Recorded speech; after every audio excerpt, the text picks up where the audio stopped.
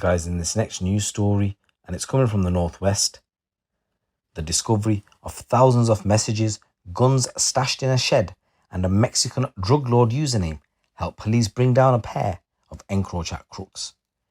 Najeef, Saleem, and Nahidul Monaf were first investigated by police back in 2019. Detectives had received intelligence to strengthen their case in 2020 when the NCA handed over thousands of EncroChat documents and messages. They were attributed to Saleem, who is using the handle Rafa Caracuentero, who is a Mexican drug lord. One evening on October 2019, cops raided a house in Cheadle and found 2 self-loading pistols and ammunition stashed in a shed in the garden. Inquiries quickly revealed those living at the house were not involved in the conspiracy and that the gun actually belonged to Nahidul Monaf, who was actually doing building work on their property at the time, along with his associate, Saleem. CCTV showed the pair accessing the shed on several occasions prior to the raid before forensic examinations uncovered crucial evidence linking Monaf and Saleem to the weapons. Police then returned to the address in Cheadle to conduct further searches, and inside the roof space, accessible via a hatch, another gun, more ammunition and a silencer were found. As the investigation went on, Greater Manchester Police were carrying out a simultaneous operation into Monaf and Saleem in relation to drugs. Following a period of surveillance, police raided several houses linked to both of them. On the 8th of July 2020, Saleem was arrested at a property in Lee and they found around £30,000 in cash, several mobile phones, paperwork and a set of keys linked to a unit in Sheet Mill. A radio frequency detector was also seized, and the devices are used by organised crime groups to establish law enforcement is tracking their vehicles or mobile devices. Monaf was arrested at an address in Moss Side where police uncovered cannabis plants. Units in Cheetham Mill were also raided and 2 large cannabis farms were found. Police said it was a sophisticated setup with the use of high-tech expensive equipment used to control product, including dehumidifiers, a ducting system, filters and a hose system. The analysis of messages between April and June 2020 also revealed Saleem was regularly purchasing and supplying large quantities of Class A and B drugs and was also involved in the supplying and handling of firearms, ammunition through an established criminal network of contacts spanning the UK and abroad. Texts saw Saleem trying to buy ammunition in bulk, saying 253, 500, as many as you can get, please, please, please, I need it very badly. Discussing the 6 sprayer he had just bought, conversations then detailed how 2 bullets would do the job as long as they didn't miss. Some more messages included images of drugs, cash and firearms were exchanged and deals were made, and Saleem bragged about obtaining further powerful firearms and hand grenades as he organised a collection of drugs and cash daily.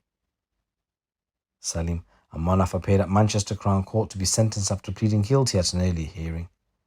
So Najeef, Saleem, who was jailed for 22 years, he pleaded guilty to conspiracy to possess a firearm with intent to endanger life, conspiracy to supply cocaine, and conspiracy to supply cannabis. Then you got Nahidul Monaf from Moss Side, he was jailed for 10 years. He pleaded guilty to conspiracy to possess a firearm with intent to endanger life and production of cannabis. Detective Sergeant Colin Shackleton from Greater Manchester Police's Serious Organised Crime Group said, "This was clearly a sophisticated operation. Saleem and Monaf had invested hundreds of thousands of pounds into their illicit enterprise through high-quality technology and tracking devices and the use of encrypted phones, all of which furthered their criminal business and concealed it from the police. The extent of their criminality should not be underestimated. They were making big money, vast profits from trading the deadliest commodities to anyone who would pay the price. Removing them from our streets will certainly have a detrimental effect on the supply chain, and every weapon we recover and every criminal we arrest is another potentially fatal incident." We've been working relentlessly to tackle firearms enabled criminality, and in the last year we've seen dozens of high-risk offenders from the upper echelons of the organised crime jail for almost 300 years, with firearm recoveries and seizures increasing thanks to proactive operations like this. And in this next news story, after an investigation that lasted over 4 years, the remaining 3 members of an organised crime group have been sentenced for their part they played in supplying and dealing Class A drugs. At Manchester Crown Court, Eberl, Duggan and Cooper were sentenced to a total of 19 years for their involvements in a crime gang supplying Class A drugs across Manchester and beyond. two of the members of the group already sentenced in 2020. Ryan Ridgway received 6 years after pleading guilty, and Anton Nash received 15 years. So all three men were charged with possession with intent to supply Class A drugs and received the below sentences. Paul Cooper, he got 7.5 years. Charles Ebrill, he got 6 years and 9 months. Liam Duggan got 4 years and 9 months. Ebrill failed to appear in court to hear the judge sentenced him to 6 years and 9 months in jail, and he's now a wanted man after a warrant was issued for his arrest.